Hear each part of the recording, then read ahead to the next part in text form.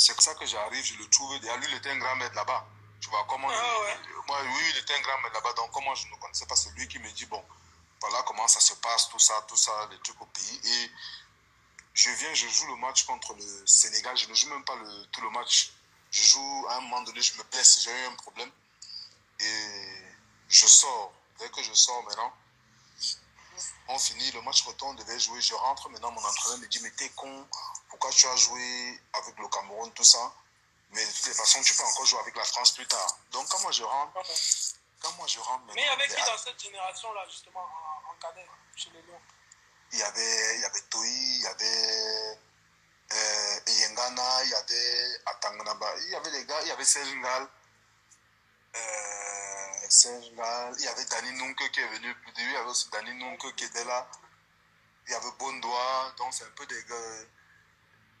Mais Ngemo est venu plus tard et Chip Shop ils sont venus plus tard. Donc c'est un peu ces gars-là. Donc on est parti là-bas, on a joué là. Les gars me disent que il faut que tu reviennes, tu n'es pas plus jouer à l'équipe du Cameroun. Mais quand moi je rentre, on part jouer la CAN en Bamban et là. On gagne la CAN en 2003. Quand moi je vais jouer, on gagne la CAN en 2003. Et maintenant le Cameroun, l'Angleterre a joué avec nous. Et quand moi je rentre, je gagne la CAN et l'équipe de France gagne les championnats d'Europe. Donc quand j'ai retrouvé Samy, tous les gars se foutent. Ouais. Donc Samy, eux, ils se foutent de ma gueule. Ils disent que ouais, tu es parti jouer avec le Cameroun, nous on a gagné le championnat d'Europe, tout ça, tu es perdant. Parce qu'ils avaient signé les contrats directement pro quand ils sont rentrés, tu vois.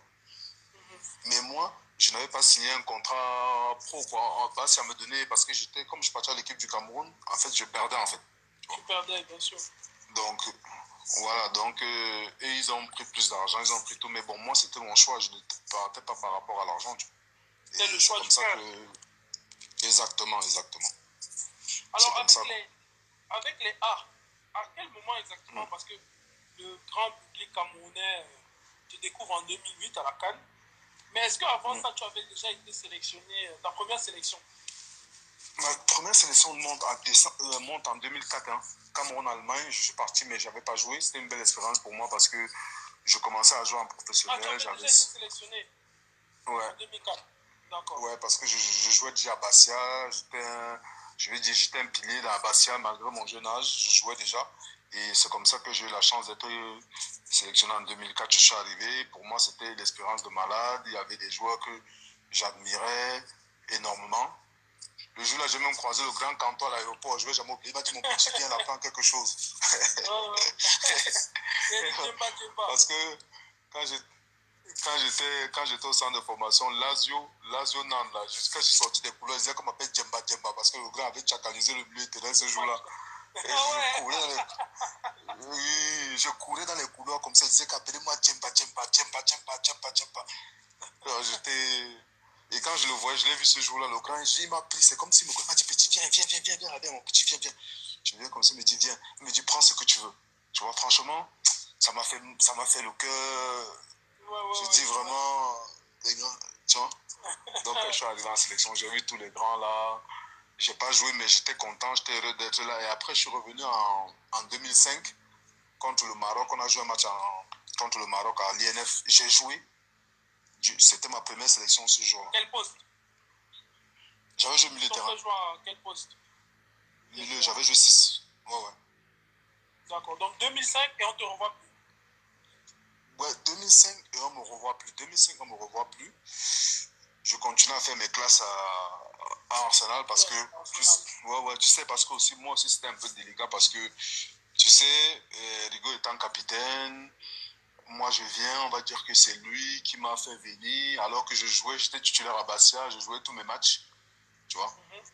Mais bon, je ne dis pas que je méritais ou quoi que ce soit, mais je pense que, vu ce que je produisais, je pense que j'avais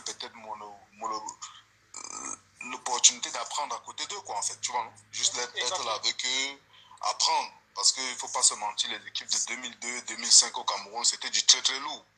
Très lourd. Tu avais le grand Barési derrière, Tchanka Biaka, c'est pas de la gnognotte. Tu avais Rigo, tu vois, et en plus à l'époque, moi je jouais je jouais en défense centrale. Après, tu as maintenant au milieu, tu as le grand Djemté, tu as Mbami Modeste, tu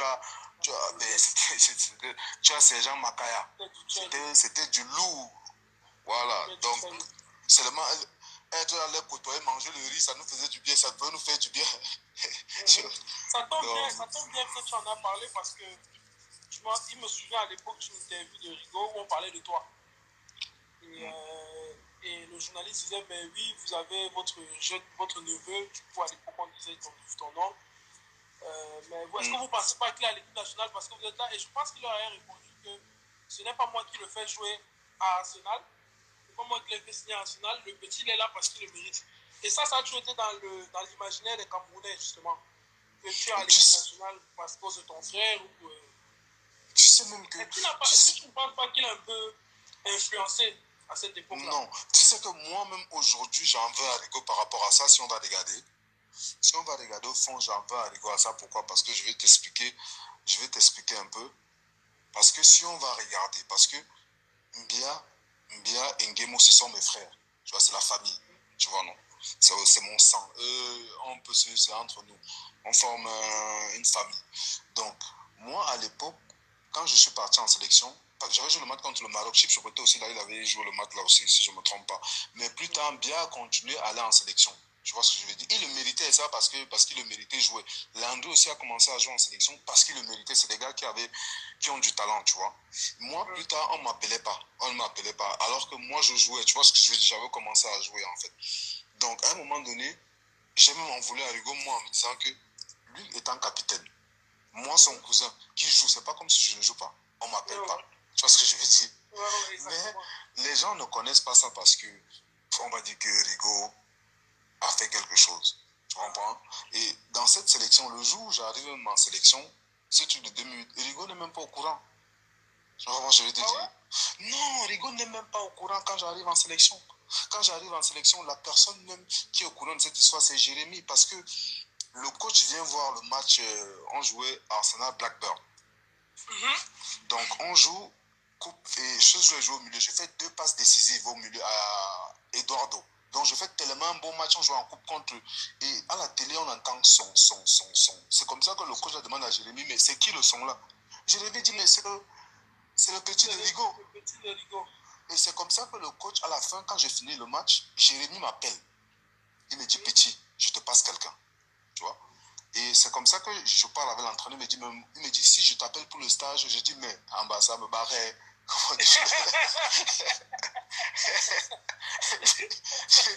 Je dis au coach que je sors d'où? Donc, c'est comme ça que moi, je vais en sélection. Je te dis, Rigo n'est au courant de rien. C'est Jérémy qui est là à ce moment. Tu vois? Et c'est comme ça que j'arrive, moi, en sélection et tout. Et c'est comme ça que je suis parti. Je suis venu en stage. Et ce qui s'est passé. Alors, CAN 2008, première expérience, première compétition internationale, comment ça passe dans ta tête?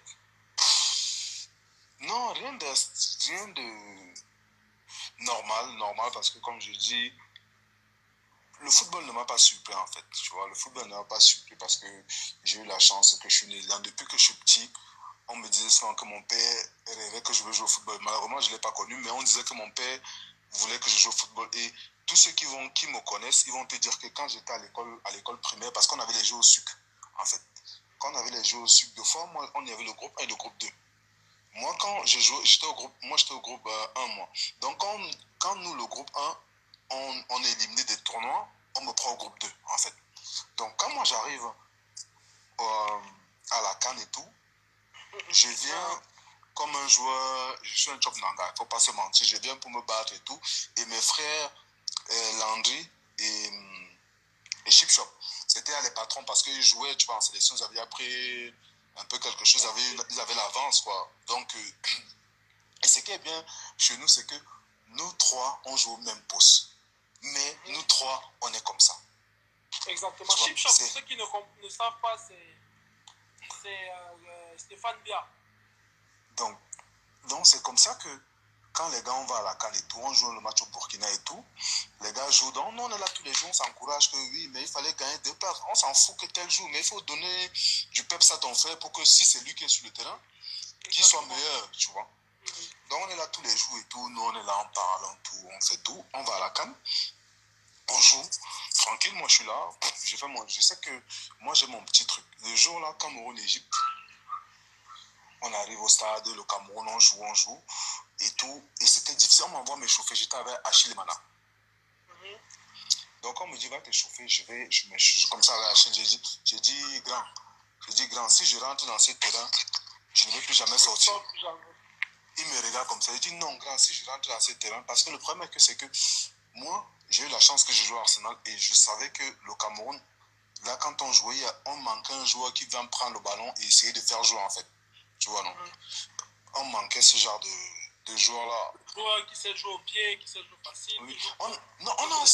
On a ces gens, c'est très bien le faire. Parce que quand ces gens, c'est l'un des meilleurs au Cameroun qu'on a eu, parce que c'est quelqu'un qui connaît le ballon. Tu vois, non? Exactement. Donc, ce jour-là, ces gens n'étaient pas dans son jour, en fait. Tu vois, pas que seulement ces gens, tout le monde, en fait, toute l'équipe, on n'arrivait pas, c'était un peu difficile, tu vois. Très difficile. Voilà. Donc, quand moi, je viens, je dis ça au grand, que si moi j'entre ici, moi j'avais tout à gagner. Un job nanga, il vient de nulle part. Je sors des sauces, j'ai quoi à gagner, j'ai quoi à perdre. C'est ce que je dis. Ouais. Donc, quand j'arrive, je rentre sur le terrain, les premiers ballons, je vais seulement, je prends le ballon dans les pieds des Rigo. Je dis que donne-moi le ballon. Rigo, de un moment donné, ne voulait pas me donner le ballon. Je veux que donne-moi, laisse-moi faire. Donne le ballon grand. Donne-moi le ballon. Et comme dans l'équipe, moi je cherche qui, quand j'ai le ballon, à l'époque, ces gens, on avait fait sortir ces gens, on n'avait pas ces gens. Et le Bantou, c'est lui qui connaît le ballon. Je veux dire. Je ne dis pas que les autres ne connaissent pas, mais c'est quelqu'un, c'est un autre niveau. Donc quand j'avais le ballon, c'est quelqu'un qui jouait au ballon. Donc quand j'avais le ballon, c'est lui que je cherchais. Je donnais tac, tac, tac, tac, tac, tac, je donnais. Et c'est comme ça que, comme le Camerounais ne me connaissait pas, tu vois ce que je veux dire. Donc c'est comme ça que j'amène quelque chose de nouveau, en fait. Donc les gens disent que, mais s'il sort d'où? Il sort d'où celui-là? Et c'est comme ça que l'histoire a commencé, en fait. Et effectivement, quand tu entres, je pense que cette compétition, tu es sorti qu'en demi-finale. Ouais. Non, en finale, c'est en finale que je sors, oui, en finale. Ouais. En finale, je sors. Donc, tu finis la compétition, révélation de la compétition, meilleur joueur de la compétition, mais moi, je pense. J'étais sur meilleur jeune. Meilleur jeune de la compétition. Ouais, exactement. Meilleur jeune. Alors, on va faire une pause et on va prendre une série de questions. Pas de soucis. C'est ça le. Non, moi, je n'ai pas. Envoie seulement, il n'y a pas de. Je suis là pour le voir, donc ne t'inquiète pas. Voilà. Donc, posez les questions sur la première partie, parce qu'il y a une deuxième partie qui est énorme. Donc, on va prendre. Je ne prendrai que les questions sur la première partie de tout ce qu'on a dit ici. Je pense qu'Alex a été assez explicite, il nous a donné beaucoup de détails. Donc, si vous voulez des éclaircissements, il est là, il va vous répondre. Alors, on va commencer. Bon, les questions, c'est qui Chip Shop? Chip Shop, c'est Stéphane Bia. Les gens veulent savoir c'est qui le Bantou. Le Bantou, c'est Samuel que j'appelle le Bantou. Hein. Moi, je l'ai surnommé comme ça le Bantou parce que quand il jouait à l'époque à Barcelone, quand la situation n'est pas... Il nous a donné quelque chose, tous les Camerounais. On a aimé Barcelone à cause de lui. Donc je l'avais appelé le Bantou parce qu'il piquantait les situations. Et c'est comme ça que j'ai donné le nom, j'ai donné ce surnom, quoi. Ce surnom-là, le Bantou. D'accord. Alors, quel est ton plus beau souvenir à l'équipe nationale? Mon plus beau souvenir à l'équipe nationale, c'est la demi-finale Cameroun-Ghana. Parce qu'à la veille du match, c'est bizarre. Parce que toute la nuit de ce match, je n'ai pas dormi. Je n'ai pas dormi toute la nuit parce que j'ai une mauvaise habitude. Je suis quelqu'un, tout le monde qui me connaît, je suis quelqu'un, j'aime jouer aux cartes. En fait, tu vois, je me cache pas, c'est mon truc, j'aime jouer aux cartes, tu vois. Donc, ce qui fait que je n'ai pas dormi toute la nuit, je joue aux cartes. Et j'avais un grand frère, on l'appelle Alain Mouzeline Conservo. Ce grand frère-là, je n'avais jamais vu quelqu'un qui m'a motivé. C'est quelqu'un qui m'a motivé comme ça. Il se réveille comme ça, il me voit, il me dit, petit, tu fais quoi debout? C'est toi qui vas nous faire gagner le match là. Donc, je crois qu'on jouait peut-être à 17h, alors que je suis resté debout jusqu'à midi. Donc c'est comme ça que, avant de dormir, j'arrive, je dors un peu, je me réveille. Avant le match, j'appelle ma femme, elle me dit je te regarde. Dès que ma femme m'a dit je te regarde, c'était fini. Parce que je ne jouais pas pour quelqu'un, je jouais pour ma femme. Je veux dire, parce qu'elle m'a dit je te regarde, je jouais pour elle parce que, je veux dire, si je dis souvent que si je suis arrivé à un certain niveau dans le football, je dis merci à elle. Je dis, ma femme et mes enfants ont contribué à 70% et moi je n'ai que 30%. Et comme je savais que elle, je faisais sa fierté en me donnant, elle devait être heureuse, donc j'ai dit ok, t'inquiète pas, je vais jouer. Et c'est ça mon plus beau souvenir ce jour-là, parce que pour moi quand j'entrais sur le terrain, peut-être je ne regardais pas que j'étais insouciant en fait. Je ne savais pas, moi c'était, je jouais qu'elle était là, il fallait aller prendre ce trophée en fait. Ouais, exactement.